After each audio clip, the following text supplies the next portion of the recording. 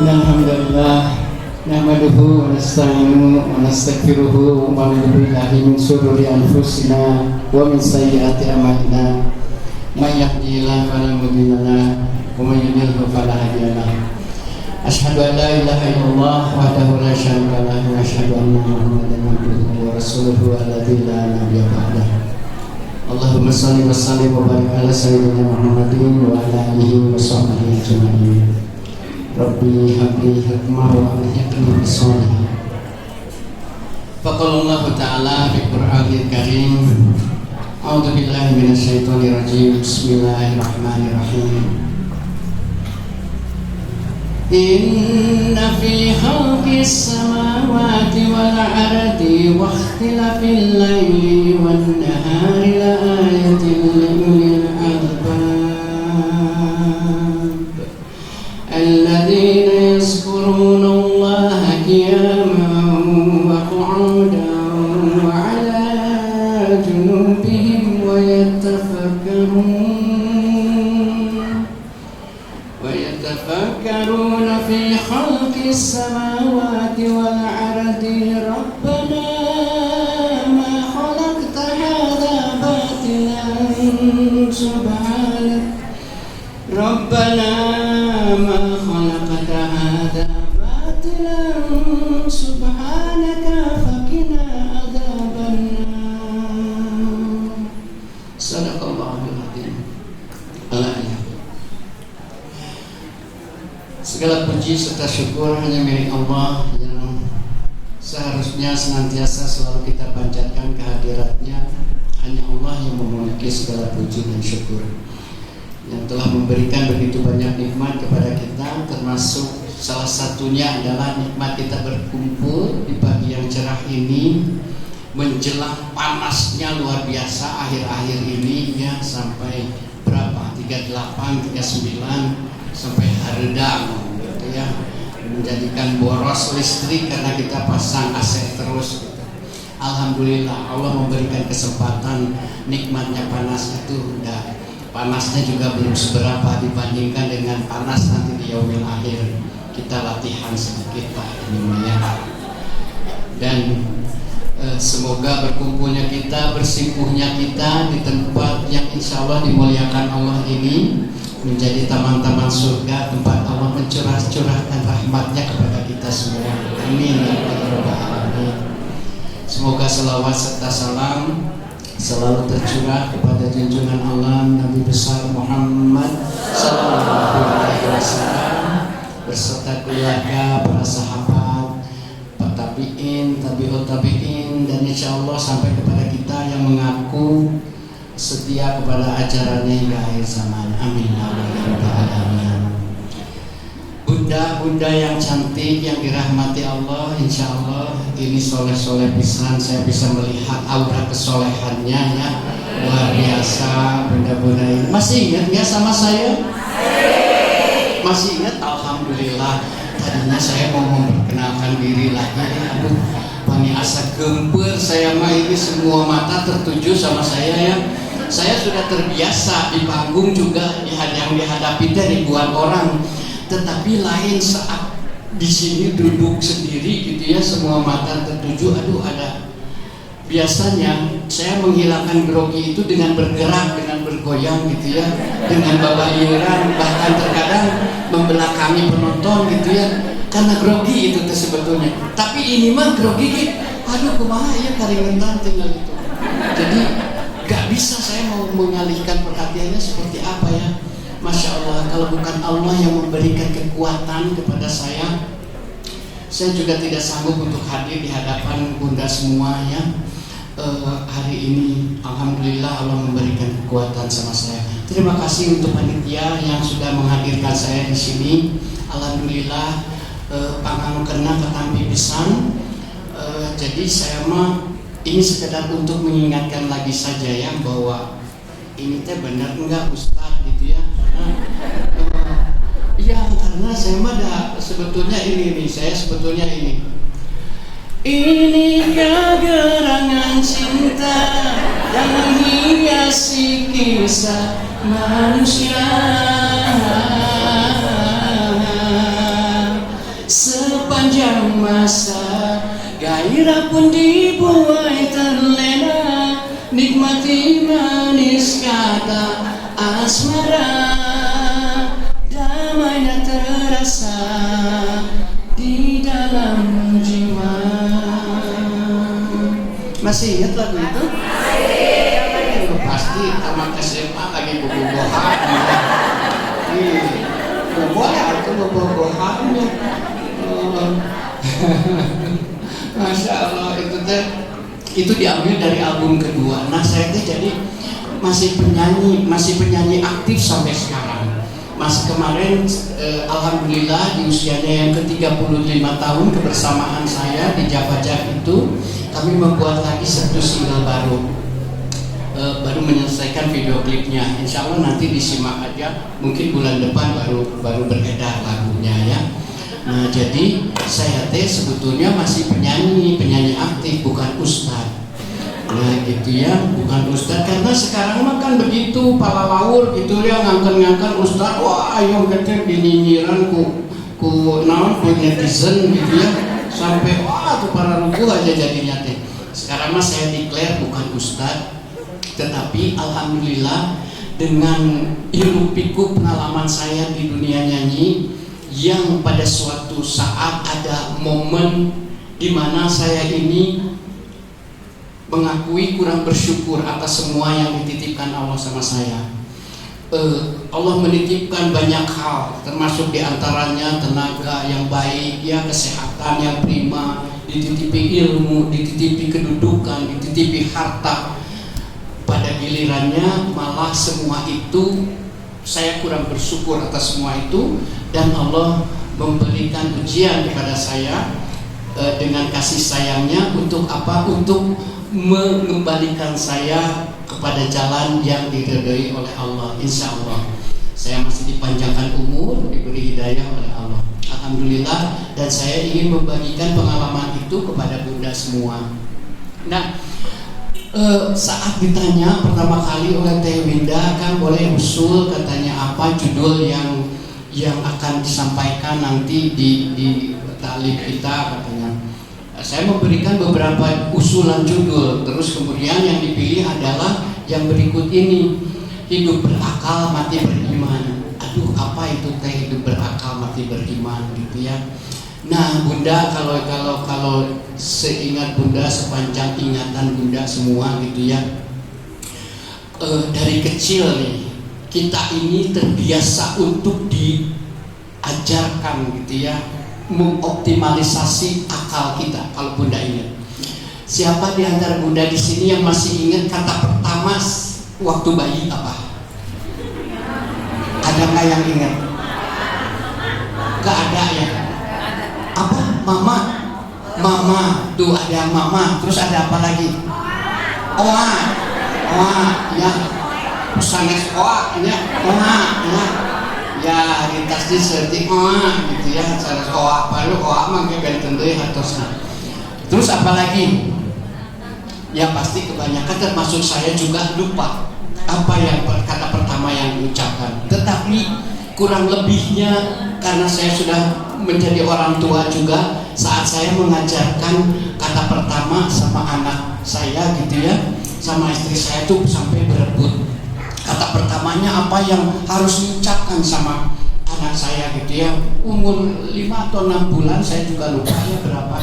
Dan masing-masing dari kita berusaha mengajarkan gitu kepada anak itu, ayo, ayahnya pengen kata pertama si bayi ini adalah papa. Kata pertama oleh ibunya pengennya mama. Jadi saling berebut. Bayinya gitu, mama, papa. Ya gini-gini aja tuh. Sampai akhirnya, ya sudah, saat kita sudah mereda, tiba-tiba anak saya berteriak, papa, kata, yes, papa, gitu ya. Alhamdulillah gitu. Sampai ibunya kesal karena anak saya perempuan. Dan biasanya kalau anak perempuan kan lebih dekat sama ayah ya. Mungkin itu yang menjadikannya juga kata pertama yang mengucapkannya adalah papa gitu. Dan itu sesuatu yang sangat menyenangkan. Tetapi saat saya dulu bertanya juga sama mama, almarhumah mama gitu, memang dulu kata pertama saya apa? Mama katanya gitu. Mama. Jadi karena anak laki mungkin secara intuitif gitu ya, bukan secara intuitif juga ya, Allah memberikan petunjuk kepada sang bayi itu untuk mengatakan kata pertamanya adalah mama gitu. Kebetulan saja hal itu terjadi dan saya alami gitu. Nah, jadi kalau Bunda perhatikan gitu ya, semua itu kita sudah terbiasa saat kita hidup dari bayi masih merah, kita diajarkan untuk menggunakan akal kita. Terus saja sampai kita beranjak menjadi seorang anak, kita pun mengajarkan kepada anak kita harus sekolah. Yang diajarkan lagi-lagi adalah akal. Seorang anak harus dipertajam akalnya dengan memasuki institusi sekolah, mulai dari SD 6 tahun, masuk ke SMP 3 tahun, masuk ke SMA 3 tahun, sudah berapa? 12 tahun, terus kuliah 4 sampai 5 tahun, 16 tahun, 17 tahun gitulah ya. Selama 17 tahun itu, sepanjang ingatan kita, Bunda semua, bahwa kita tuh yang diajarkan hanya akal saja. Yang diakui sama kita itu adalah prestasi akal saja. Orang bisa dianggap sukses kalau dia pinter, kalau akalnya maksimal, kalau dia bertitel, kalau dia bergelar. Dan semua itu, titel dan gelar itu sebagai rekognisi, sebagai pengakuan terhadap kemampuan akal seseorang dalam menyelesaikan masalah-masalah akademis. Gitu ya. Nah, jadi kita tuh sudah terbiasa di situ saja terus. Yang kita asah itu akal saja terus itu. Sehingga begitulah kita keadaannya. Kalau kita belum lagi kita dihadapkan sama masalah-masalah di dalam kehidupan yang memang menuntut diselesaikan oleh akal saja. Karena kalau sudah diselesaikan segala sesuatu masalah berdasarkan ukuran akal, seolah-olah masalah itu sudah selesai. Apakah seperti itu? Tentu saja tidak. Karena kalau misalnya akal satu-satunya menjadi ukuran penyelesaian masalah, yang menjadi ukuran kesuksesan orang, yang menjadi ukuran kebahagiaan, yang menjadi ukuran kenyamanan hidup seseorang, tentu saja tidak akan banyak orang-orang yang kaya raya tetapi berakhir bunuh diri, gitu ya. Tidak banyak orang-orang yang pinter dia pinter, tetapi pinternya pinter nipuin orang, gitu ya. Tidak melakukan hal-hal yang bermanfaat. Pinternya membuat aplikasi-aplikasi di dalam handphone yang dinikmati sama Bunda semua, tetapi konten-kontennya mengarah kepada pornografi, mengarah kepada perjudian, ya, mengarah kepada riba, gitu. Bikin aplikasi yang pinjaman online gitu.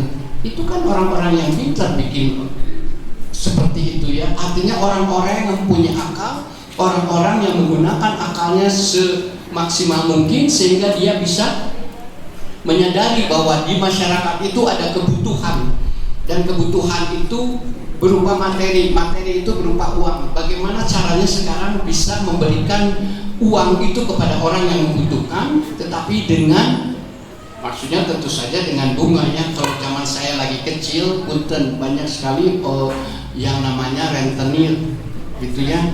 Kalau Bunda juga pasti pernah ngalamin ya, rentenir itu. Dan itu teh Masya Allah, benar-benar bunganya sekarang mah kalau bank itu kan berapa? Ada yang 1,9%, ada yang berapa 2% gitu. Kalau mereka mah dulu sampai 20% rentenir itu, dan sangat mencekik. Terakhir ada Bank Emok, gitu ya. Bank Emok di sini ada. Bank Emok, tahu kan Bank Emok ya? Ya, nah itu tuh kan mereka itu bukan orang-orang yang bodoh, mereka itu bukan orang-orang yang tidak berakal, mereka orang-orang yang berakal, yang menggunakan akalnya untuk memanipulasi keadaan seseorang untuk mengambil keuntungan dari keadaan orang tersebut, gitu ya. Nah, itulah gunaan akal. Jadi Kalau gitu mah supaya kita teh benar-benar memahami akal itu teh apa sih? Itu ya, akal itu terambil dari bahasa Arab pastinya. Al-akal. Al-akal itu akala yakilu akalan, yang bermakna fahima wa tadabbara. Fahima wa tadabbara itu artinya faham, memahami, merenungkan dengan dalam, mengerti segala sesuatu keadaan itu. Jadi akal itu pada awalnya adalah seperti itu gitu. Coba kalau kita perhatikan, saat kita menggunakan akal kita, apapun keadaannya itu pasti kita tuh berusaha memahami dulu apa yang terjadi di sekeliling kita. Misalnya kita mempunyai kebutuhan, apa yang kita butuhkan, dan bagaimana cara kita memperoleh kebutuhan kita tersebut. Kita pasti menggunakan akal kita, berpikir, oh kita ini butuh makan ya, butuh makan. Oke, untuk makan itu kan apa yang ingin kita makan harus ada kandungan karbohidratnya yang terdapat di dalam nasi, kentang atau dan sebagainya, makaroni, mie gitu ya, dan sebagainya. Oke, kita harus berarti untuk kebutuhan seratnya kita harus ada sayuran, untuk kebutuhan proteinnya harus ada telur, daging dan sebagainya. Dari semua itu akal kita bergerak, bagaimana cara kita memperolehnya ya. Ini mah perlu bilang sama si ayah, ayah sini ibu, bunda mau belanja sekarang untuk kebutuhan ayah makan dan anak-anak makan. Semuanya itu kita bergerak akalnya gitu ya. Bunda bagaimana? Ayah nama segala nararai gitu ya. Sementara gaji si bapak teh ayah nama gawe naga serabutan gitu ya. Terkadang dapat 125.000 sehari, terkadang dapat 2 juta sehari. Tetapi iya, ada karena serabutan teh atuh ya. Sehari mungkin ada yang dapat 2 juta, ada loh yang berdagang gitu. Saya pernah mengalami berdagang soalnya gitu, dan berdagang itu kan luar biasa. Saya pernah dapat, kalau saya bernyanyi maya asa hararipu teh, ada sekali kontrak teh jut gitu ya, dapatnya teh. Tetapi pas saat dagang dong bunda kenging ayeuna 5 juta, alhamdulillah kenging 5 juta, aduh dinten minggu ya nya geleduk Senin kencing teh Senin yang kenging 87.000. Jadi masya Allah. Tetapi cangkeng bingkengna sami ya, nungguin pengunjung itu asa lihat deui asa beuheung sasangaleun gitu ya, asa sasakeun sosokkeun ya tuh nya iya ieu sudah murtad teh kieu ya. Beuh sosokkeun ya gitu. Oh panana sasangaleun, oh gitu ya. Masya Allah, tong di iya nya, saya orang Cianjur. Mana orang Cianjur cenah kitu nya. Tong beca-beca lah saya orang Cianjur pokoknya. Jadi gitu ya, itu teh membuat aduh Masya Allah, ternyata begini. Nah jadi artinya bunda itu harus memutar akalnya, harus bekerja ekstra gitu. Bagaimana caranya supaya ini penghasilan yang tidak menentu ini gitu bisa cukup untuk 1 bulan 2 bulan ke depan gitu ya. Karena ada anak-anak, apalagi kalau sudah punya anak mah ada kebutuhannya setiap unggal usik teh komode nama ya tambahan datanya kata tuh kebutuhan data teh asa teu katingali, tetapi aya eta teh kuota tahnya kuota gitu. Naon atuh da kapungkur pugu hari Indomie mah aya belagedanganana Indomie kuahna kieu nya, terus aya endogna aya. Ieu mah beli data tuh.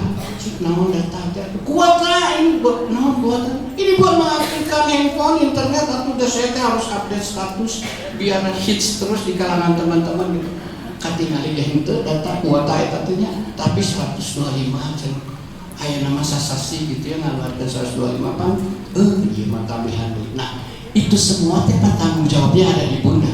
Jadi bunda teh memutar akal supaya bagaimana semua yang dibutuhkan ini bisa kita miliki dan semuanya baik-baik saja gitu ya. Tapi pas saya dengan si ayah teh gitu, pokoknya mah ibu teh menjadi manajer, fund manager yang paling handal di keluarga mah gitu ya. Termasuk semoga semua di sini, bunda semua di sini termasuk fund manager yang handal, dan itu menjadikan sakinah mawaddah warahmah kehidupan keluarganya gitu ya. Amin.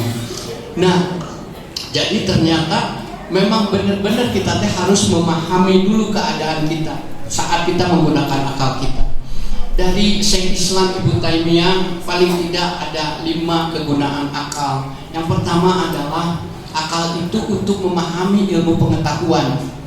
Nah, segala sesuatu yang ada di lingkungan kita itu pasti ada ilmunya gitu ya.